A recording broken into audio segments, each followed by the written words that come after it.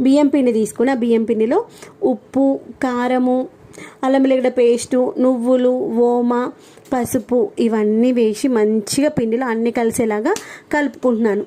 కలుపుకున్న తర్వాత మనమైతే పిండికి నీళ్ళు పోసుకొని కలుపుకోవాలి కదా. అయితే నీళ్ళైతే నేను మసల పెట్టుకుంటున్నాను. నేనైతే నీళ్ళు మసల పెట్టుకొని మసలే నీళ్ళపులో ఉంటే గుర్తుకుంచుకొని క్రిస్పీగా వస్తాయి.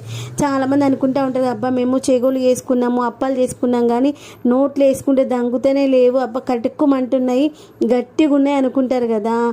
పిండి బిస్కుట్లోనే ఉంటే గుర్తుకుంచుకోండి. పిండి మనము ఇలా ఉప్పుకుంటే మంచిగా వస్తుంది.